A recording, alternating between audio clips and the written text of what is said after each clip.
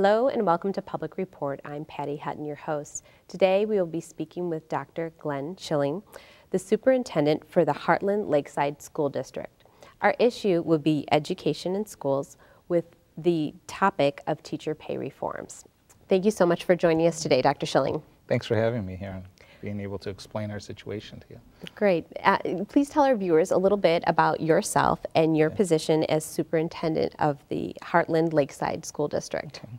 Well, I've been the superintendent in Heartland Lakeside for the past 6 years. Before that, I was administrator in a couple other districts, including Milwaukee and in New Berlin. I also began my career actually in the private sector. I graduated college and then switched over to education. So I think in my experience, I bring a combination of what goes on in the private sector and businesses and how that interfaces with procedures and business operations of a school district. Could you give us a little bit of a brief overview about the school district? We are located in the heart of Heartland area, the Lake Country area. We're a district that feeds into the Arrowhead High School. We're comprised of 5 schools, K-2 school, and then a 3-5 intermediate school, and that also has a charter school, which is our other school, which is a charter of community learning. And then we have a middle school 6-8, and that also has a charter school and entrepreneurial school. Today we're talking about pay reform for teachers. Can you explain to us a little bit about the pay for performance model and how it might be different from the past as far as looking to pay for seniority or education level?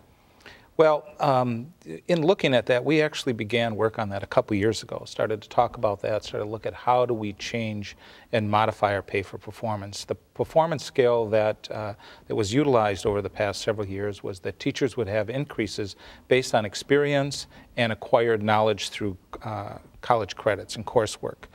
Which makes sense. You know, the more experience you have, the more knowledge you have, the better performance you should have within the classroom and the school community. However, we didn't really find a direct correlation to that. It lacked some sense of accountability. Just because you had more years of service and you attained more college credits, there wasn't any direct transfer of measurement to say, how is that being applied? The theory still holds strong. Better knowledge, more skills, more knowledge, taking coursework, master's degree, and so forth, that you would be a more competent, more proficient teacher. We took that model and we said, okay, let's apply that to actual practice. So we converted that into what are you actually then doing with those years of experience and knowledge? Then how do you apply that to the classroom and to the total school environment? So we just kind of shifted that model, which is more in line with what happens in the private sector also. As someone gains more knowledge and skills, they get promotions or they go into another job position because they have that expertise. So it's kind of built on that similar model. What ways would you determine, what kind of criteria would you have to base that performance level on? Well, right now we have about 6 levels as a teacher moves up. We start with quality 1, quality 2, 3, all the way up through the masters, and then the high level, which is the 7th level actually, is called the exemplary. That's for high-end teacher leaders, teachers that want to be nationally board certified and really generate a wide scope of leadership, but don't really want to go into administration at this point. So there is a place for them to go and to really express their high-end leadership. As a teacher comes into the school district, they're placed at one of those levels based on actual evidence of their performance. And then if they want to attain a higher level, then they look at the criteria, the indicators that indicate what do you have to demonstrate in that area, what knowledge, what skills, what practices do you have to demonstrate to be at that particular performance level. So if I'm understanding you correctly, you're saying there's maybe certain educational indicators that they need to have in order to pass a performance level, but also are there indicators or criteria as far as the student success? Oh, absolutely. A number of areas like in communication to parents, improving parent involvement within the school, doing goal setting with students, and looking at data, student performance data. Rather than tying a teacher's performance directly to a test, and a lot of the performance models do that, we moved away from that because you cannot correlate the exact performance of a teacher to a test score. And the reason is because there's too many variables to control. But you can connect what the teacher is doing behaviorally looking at data, looking at performance data with students, looking at their instruction, how it connects to that, and then going back to the table to see what works and what doesn't work, and then how do we collaborate with each other. So our model actually builds collaborations with teachers rather than competition. Are you seeing that being successful, though, in the classroom performance of the students, that by encouraging the teachers to perform better, that it's having the natural effect on the students' performance as well? Correct, because instead of looking at, how did our students do in math performance, you go back to the table and you say, well, we looked at our instruction, we thought our instruction was okay, but we missed something here. What can we look at now? So if I'm a fourth grade teacher, the answer may not lie in fourth grade or in my instruction.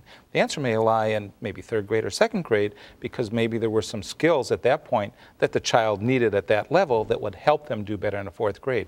So therefore the collaboration model is put into mode. The fourth grade teacher sits down and says, well, I can't figure out why we're not seeing some improvement here. What else can we look at?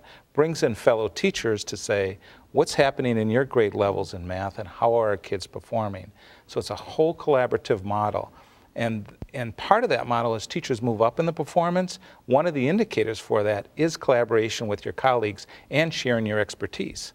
So if I have an expertise in one area, maybe I have an expertise in writing, and a teacher's trying to figure out how they can improve their child's writing skills, they can come to me and say, can you work with me? Can you collaborate with me on what I can do to improve that writing skills with my child, with my students in the classroom? That also improves my performance level, because now I am a teacher leader collaborating and providing that level of expertise to my colleagues. So we both go up in the performance level and are recognized, versus a competition model, whereas if I share something with you and you do better at it, then you get part of the pie, and then it's less for me. So some of those performance models restrict that collaboration and create competition. Ours builds that collaboration and everybody moving forward. You keep referring to these levels. Could you explain a little bit more about what those performance levels are and what each of them look like? Sure. We start off at Quality 1. Quality 1 is usually a novice teacher that's just out of school that needs some staff development, but we still actually have expectations of skills at that level, that they come into the classroom, that they build relationships with students, that they look at their instruction to how students are performing, that they make solid lesson plans, and that they communicate effectively with parents and work with students on looking at where the differentiation needs are. As they move up, they move to Quality 2, and then those skills are enhanced and extended out. And then you reach Quality 3, which is our expectation for all teachers after 3 or 4 years in the district, new teachers. Moving up beyond that is the master level, Master 1, and that's where teachers begin to branch out to be on curricular teams, to be involved in a wider school, sharing their expertise, and how do we build a more enriched literacy within our district? How do we build learning targets for all students K-8 so that we can measure the performance and growth? How do we look at our data, our formal assessments and informal assessments that we have? We call it, assessments for learning and of learning. How do we look at those? And as the teachers move up, Master 1 to Master 2 to Master 3, those leadership skills, those directing skills of actually taking ownership in the district and sharing that and promoting the growth of the district is enhanced. Great. When do you hope this model will be put into place? Well, we could have actually implemented it this year. And I think a lot of times we tend to do that because we want to, it's the new thing out there in the political frame, so let's put it in place. But we wanted to ensure that we had strong involvement by our staff, that they clearly understood what it was. So after we did the framework for it last year and we started talking about it, we kind of put it together with the administrative team and some teacher input this summer. We have a design team made up of teachers across the district that work with us on our improvement goals.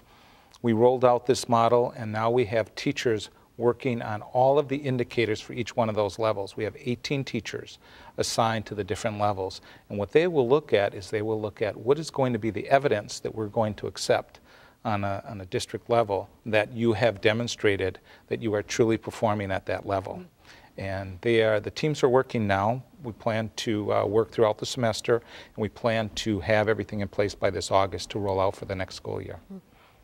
How would this new model benefit the school district and the student success?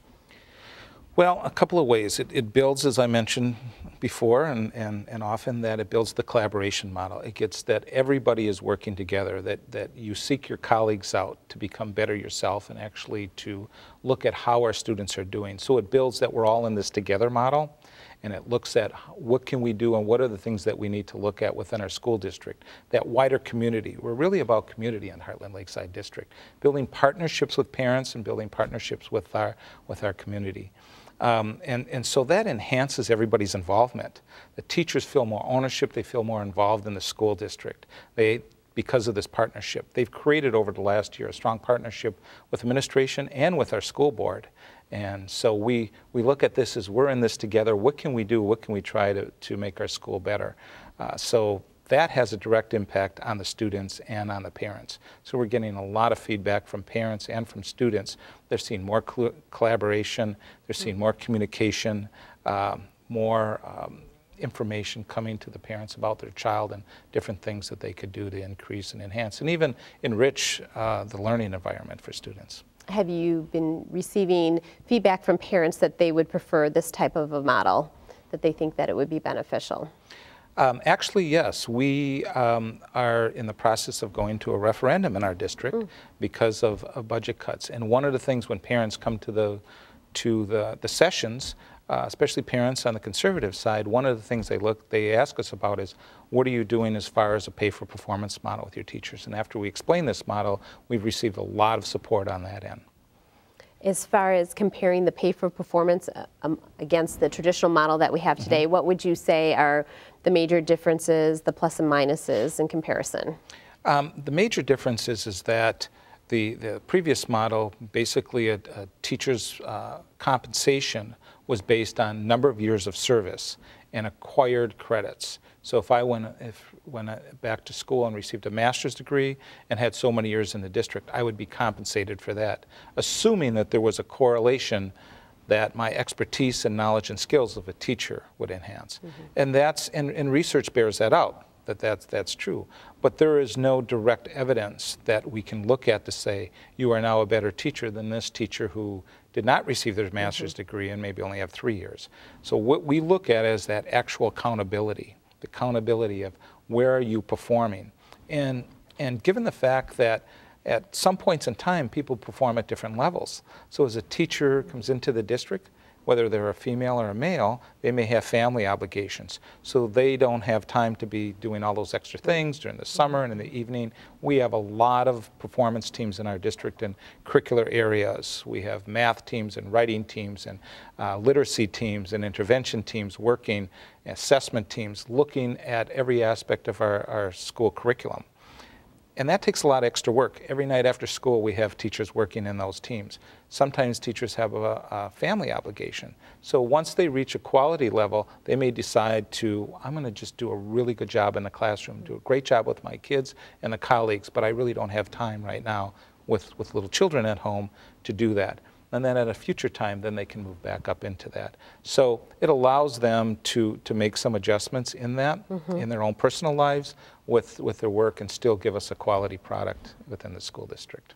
Great. Thank you so much for sharing your time with us today to inform us. You're welcome. We've been talking with Dr. Glenn Schilling, the superintendent for the Heartland Lakeside School District. Our issue has been education in schools with the topic of teacher pay reforms.